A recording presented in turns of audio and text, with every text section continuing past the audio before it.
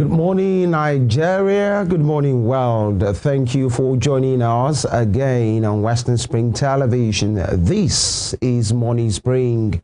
This is where we discuss, we have conversations, deep, frank, honest, sometimes uncomfortable conversations about the public good. If it is worth talking about, then this is where you get to hear and have it.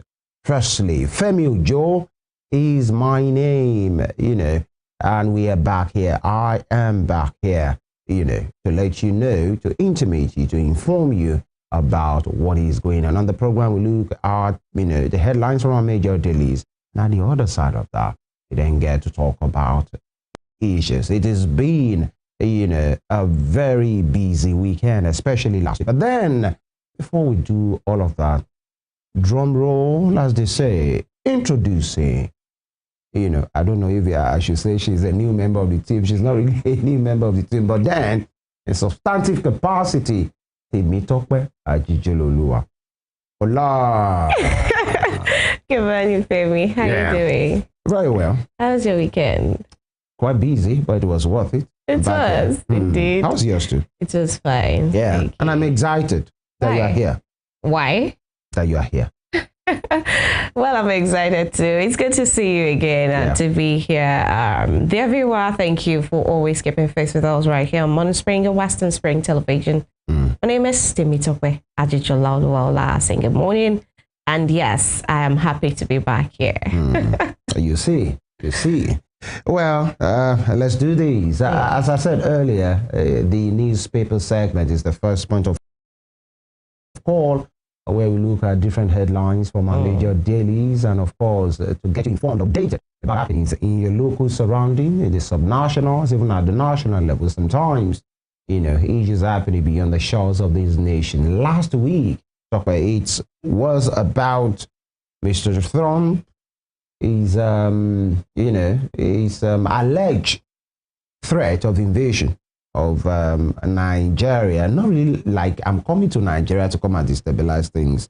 What he said was that allegation of genocide or persecution of Christians in Nigeria that has gone on for too long, unabated, that he thought, and he said it, that the state is complicit because even while they may not be the one doing the killing, they have been looking at the other way, actually. And he said, if you guys won't put your acts together, I'm going to come with my guys and take off. These Islamic jihadists, that's what he called them. And it's going to be fast, it's going to be vicious, it's going to be sweet. That was his language. He said, I'm going to come gunner blazing. Yeah. And to that's country in which many persons are frowning at. You can help us, Oga. No, insult us. That's what it is. Because when you say country, that disgraced country, now you say, if you want to help.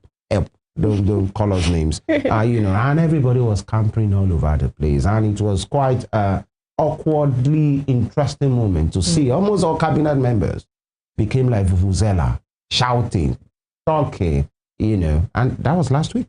Yeah. Well, that particular interesting turn of events in the country, it was really interesting. And then it birthed several results, I should say, maybe not positive results yet, where we are beginning to see changes, but then it put people on their toes. It made them hit the ground running. That's how I'll put it. But yes, while people may not be comfortable with some of the choices of the world power president and all of that, we are not comfortable with the truth. Several of us, yes. Sometimes the truth isn't pleasant. Sometimes the truth is uncomfortable, but yes, it needs to be said. On several counts, we can see, while we may not want to hear it expressly, we know what our country has become. We know what our country has been reduced to over time. And then, but the good thing about it is when a particular person, is talking, not just in this country, it's talking about another country, and you can see people, stepping up, giving statements all of a sudden, especially where you find that this particular set of people have not been responsive, to some especially within, their own quarters, they've not been responsive, to statements, to calls, to arise, then you know that these are serious times. This is a serious issue, and this person's weight is really, really, is worthy of, responding to. I mean, several times we've talked here, and the president has been somewhat unresponsive to, some of the statements, all of the, exactly. But when, it was a serious and interesting turn of events, really, to find that statement could bring about, and you see several other African leaders talking too. You saw ECOWAS giving a statement, you saw other people. So yes, these are very interesting times, and I hope to see that Nigeria really leverages this situation to bring about a positive change. And not just to respond to even the response to Mr. Trump, right? It has been subtle because it has been diplomatic. Yeah, because I've not seen anybody really in official capacity in Nigeria. Those ministers, cabinet members, a minister of information, minister of aviation, that's Keyamo, minister of foreign affairs, all of them saying, okay, hold it. This is not happening here. The best has been, that doesn't represent what is going on here. Yes, there are challenges, and and he's in the world over. But Nigerian government will not sit down and watch things happen on religious. Like that's the best they could, they've done. In fact, on enlightenment, Mr. Akpabio, the Garulo's vocal Akpabio has been telling everybody at the plenary, if it's Mr. Trump conversation, please don't say anything. He told his deputy, Jibrin Barao, he went down, wanted to say something, and he said, please, if we are going to make a statement on Trump, we'll say it as a house. But please don't. That Barao was saying, don't be afraid.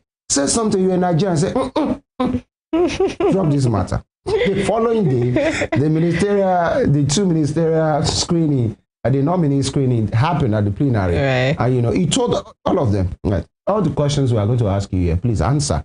Every questions you are bound to answer, but don't allow your talk to go to Trump matter.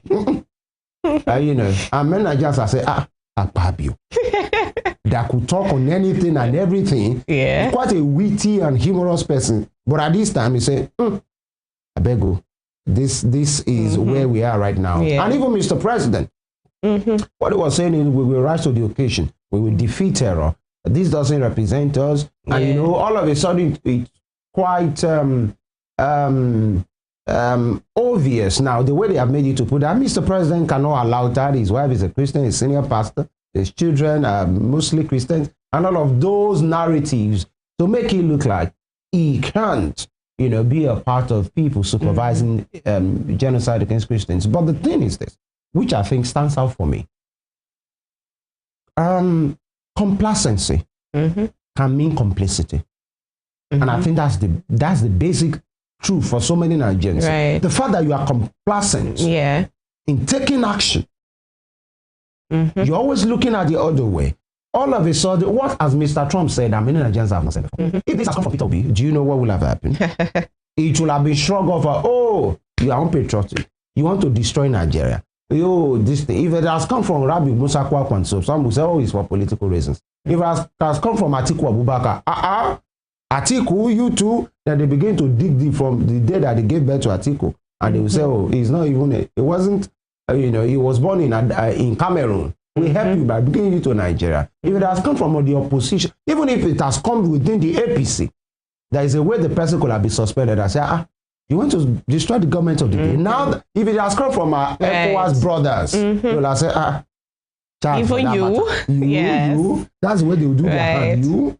Now it has come from Mr. Trump that doesn't care. When Ashake said you can't hear anything, the Ashake of Mr. Trump, they have caught his ear. He couldn't hear anything. And the man in his unconventional way. The truth is, killings happen in Nigeria on horrendous level. Is it happening to everybody regardless of religion or ethnicity? Now, are there people who feel they are being killed because of the religion, or a particular people, let me put it right, a particular people in a particular place who are majorly of a particular religion being overrun over and over? Yes. Because that's the situation of the people in Benue. And you see many persons, especially some Christians in the north, telling the people down the south that don't water than what is happening. You can't stay in Lagos and stay in Port Harcourt and stay in Osun, and you'll be meddling or talking categorically on what is happening in Borno and Kaduna and Kano and Benue, especially when you have not been there. Keep quiet. You don't know what is happening. This is our truth. If you can't help the situation, keep quiet on this matter. But just like you said, before we hit the brakes, this, if handled well, may birth something new. Yes. Something that will be positive for the government of the day. That will be even be helping to the people. Now, the General Overseer of the Redeemed Christian Church of God, Pastor Adeboye, talked on the matter, on Friday at the Holy Ghost service and said what the government of the day needs to do. And it's very uncharacteristic of him. He doesn't talk publicly on issues of these, but he made the people to understand that day that he does his things quietly. In fact, part of what he said is he has intervened on this matter in private capacity. He even mentioned the late Buhari that there are certain things he told him, and the man promised him. And later, when he wasn't doing it, he said he went to him again. Those are the moves that people will not see. Based on style, you might not see many persons saying things publicly, but they are making moves. He said, I told him, do this. And he agreed to do that. Give a timeline. And when he saw that Buhari, the late Buhari, wasn't doing it, he said, went back to him again, but he wasn't. He said, you can only advise the commander-in-chief. You can't command the commander-in-chief. He actually did say that the president responded by giving an ultimatum to the service chiefs, but then there was no follow-up. What he said he would do, he didn't carry out the threat. And so those people too, like you said, they became complacent. But now he's saying that, give a 90-day ultimatum for this. And he's saying that publicly. Exactly. Now, if I were to advise you, exactly. Let them be given ultimate, and I think I said that on this program as well. You can't just tell people do this, do that, do that. Put a timeline. Or you have to ask them, what do you need for you to do in the next 3 months? You are going to lose your job. I'm not here for play. Give us results, and that's the way it should be. And that's not too much. You have everything to work. Show results. And Nigerians, we are easily convinced. That's the thing. The moment we see some things, people will say, maybe he's working, and that's what Nigerians want to see. Results. Results. We don't care whatever is happening. It's political. It's not. And it's even the conversation is going political all of a sudden because we learned. The Minister of Information said whatever Mr. Trump has been told was because he was being misinformed by some people. We are still deflecting. No, we can't afford to do that. And Nigerians are tired of that. And that's why many Nigerians are open-handed to say if the US will come and take off these people, I beg. That them coming. But the thing is, let them know. Somebody said, let them know Auchi is different from Bauchi. Auchi is in the south. Right. Now they hope they have the right map. Please, so so many pictures and videos have emerged last week. I saw a particular one that a soldier was showing Trump. That is AI is saying, somebody will say, that's a kitty state. Please, we are not part of it. Right. And then there's been this interesting part to the conversation where people are saying that even when Nigerian military make gains on, decapitating these terrorist members, that there's a way the media carries it, as opposed to when the terrorists make gains on the military. That they say that that's not how they put it. That Nigerian military claimed to have neutralized so and so, but when terrorists make gains on the military, we just say terrorists have killed. But all of these things are really bringing out some things that people have been silent about. So it's going to really bring about several changes, like we have been saying, and we also hope that the Nigerian government would do the needful now. I mean, taking all of these pieces of advice coming from different quarters, especially the ones that are really reasonable, like the ultimatum, is very important. I mean, it's worthy of note that before President Trump made that statement, or before he made that threat, the president himself had sacked his service chiefs. He had brought in new ones. Exactly. Exactly. And then he gave them, yes, he said they were to resign. Exactly. So now the timeline is the infusion that he needs to put into this recent development.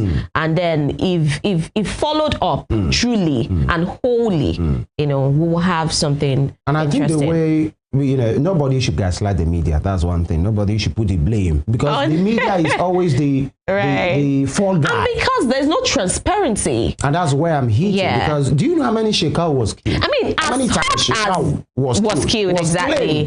Like 4 times. Yeah. Actually, technically defeated, overly defeated, generally defeated. Shekau died at the hands of rival terror camp. It wasn't because of Nigerian army, but at this time we don't care. Even if, it will look like what happened in 2 Chronicles 20 in the Bible. If the enemies will kill themselves, be my guest. Let them just get off our lands and let the war be total. And let Nigerians see. If the army military is saying Nigerian media are not reporting, they are supposed to be reporting. That's why they have information department. Whenever you make gains, let us in fact, what we want to say is, as hot as Gaza, Israel, or Hamas, Israel war is, there is enough media, coverage of it, but we're not having that in Nigeria. And so it's very, very easy for the media to report, this is what you said you did. We did not see it. It was the information that you gave to us that we are exactly. So we need to have the media also being part. When you're going to take a step, let them call the media. The media will be there and give them unfettered access. Exactly. To what we want. Not putting some under national security that will don't work. All right, so much to talk about today. And then there is another. It's the same sheriff in town in Anambra State. Also another. Charles Chukwuma has been returned as the governor of Anambra State. We look into all of that in the course of the program today. Is Morning Spring on Western Spring Television. The newspaper headline segment is next. Stay with us.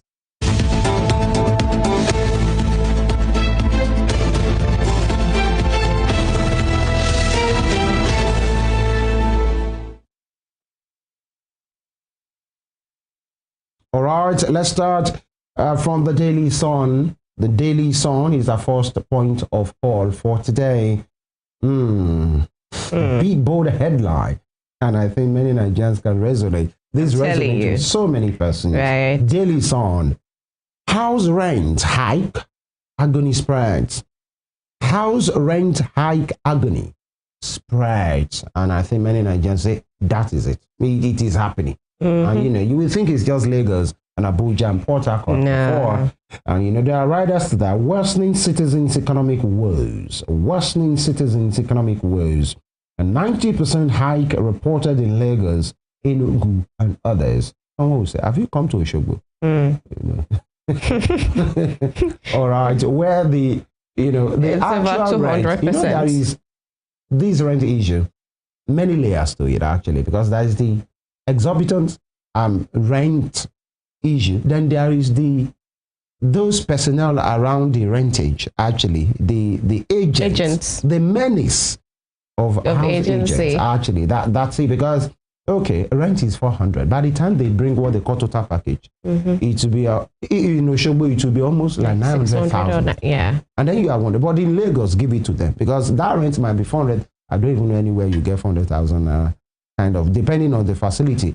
A rent might be 400,000 per year in Lagos, and then the total package will be 1.2 million. And then you are wondering, there is nothing you will not see. Agreement, caution, behave yourself fee, mind yourself fee.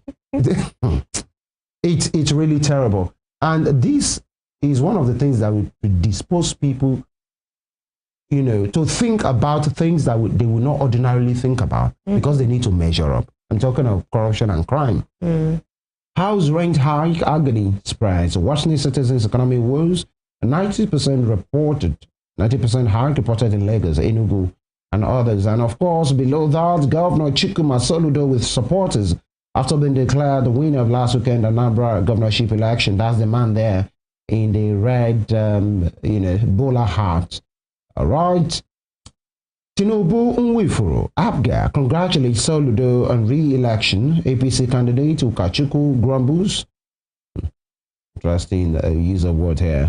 APC candidate Ukachukwu grumbles ADC candidate Unwosu reject results, says exercise national embarrassment. Around how 140 billion naira ongoing capital projects are shaping Zamfara. Official and NASU tackles federal government over recurring nowhere cannot pay threat, says it is an instrument of intimidation.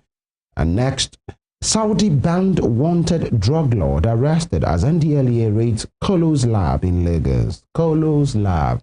Interesting lab there. And Arthur Eze congratulates Soludo on re-election, hails his transformational leadership. Interesting one there. And Dangote fuel depots in a fresh price battle for market control with the rider. Nigeria not ripe for 15% tariff on fuel import. S&P Global. That'll be all from the front page of the Daily Sun for today. All right, so let's move now to the Punch newspaper this morning. And just below the nameplate, the banner headline says PDP crisis, 3,000 delegates set for high-stakes convention. And this rider, Makinde, Wike comes straight blows as delegates gear up the convention. And just ahead of that convention, they said that the Wike faction of the PDP is taking over the headquarters right there in Abuja. Several interesting turn of events still in the PDP. I mean, the PDP has been riddled with crisis, right from the last general elections, even the build up to it, and hasn't recovered yet. But there's going to be a high stakes convention where 3,000 delegates are set to be. All right, down below there, federal government vows tighter security after UK flags northern states unsafe. Federal government's vows tighter security after UK flags northern states unsafe. You can find that on page 9 of Punch newspaper this morning. 15 girls rescued from Ondo sex trafficking network. That's on page 4. And just beside that, Aregbe's backing can't save Adeleke, says APC chieftain. It's still on page 9 there. And beside the nameplates, genocide, PFN, Islamic Council in verbal crossfire. All right. Above the nameplate, just on the upper region of the newspaper, crude oil revenue plunges by 43%. Drugs, Regina Nwoko in fresh beta showdown. Besides that, Soludo's Anambra win sparks political storm. That's right there is on page 2 of Punch newspaper this morning. Interesting headlines right there on Punch newspaper. All right, next up is the Vanguard. The Vanguard for today. Anambra showdown, how Soludo tsunami swept all 21 local government areas. Tsunami Soludo, yeah. The governor hails INEC, security agencies. It's always good when you're on the winning side. You will hail everybody, especially hails presidents as well. It is still, well, thank God we're going to be having that conversation much later into this. But it is just quite interesting that an election that has several irregularities, several conspiratory, topics around it, surrounding it, you still find someone that has, victory, and the person is touting it. I don't know how. Well, everyone cannot be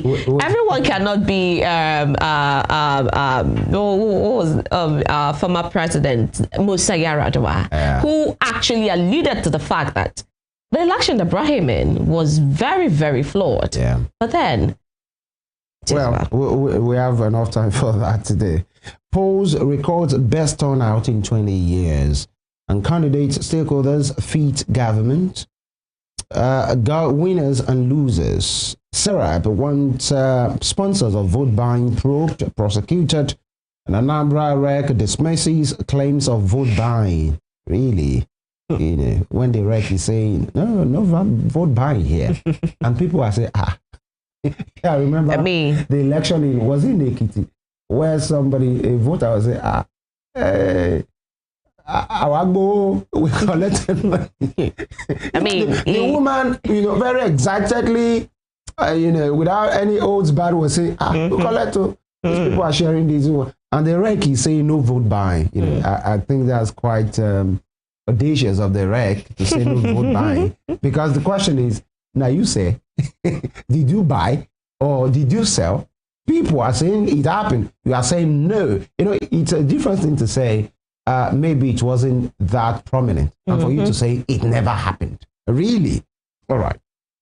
Tinubu congratulates winner, says his re-election affirms visionary leadership. Interesting there. Federal government exceeds 2025 borrowing target by 55.6%. Expected to hit 80% by year end. All right. We look into that. In the coming days, Anglican primate to federal government. Seek foreign help if you can't stop killing. That's it. A Nigerian records 81% drop in terror-related deaths since 2015 presidency. Interesting. 81% war drop. of statistics. U.S. watch list. Nigeria not in religious war. That's NSCIA. That's the Supreme Council for Islamic Affairs. And UK warns against travel to 6 states. Here we go again. And autonomy. No evidence to show allocations reach local government directly. ICPC others. No evidence to show allocations reach local government directly. Some will say ICPC, that's the first leg of it. That's why you are ICPC, right? Because that's the ICPC. If ICPC is telling us this, so what should Tokwe and Femi do about it? That's why they are ICPC. Prosecute. It's as easy as that. And of course, you have the local government by local government result of what happened in Anambra State. Just like we said, we'll look into that shortly. And plot to take over Nice Oil and Nekonde's interest in OML 42 unravels. And lastly, on the humor point, Mr. and Mrs. The Mrs. is saying, not all of us are football crazy, and it is not my fault that your club lost. If you don't eat that food, I'll be mad with you. And the man responds, on what aggregate? You'll be mad with me.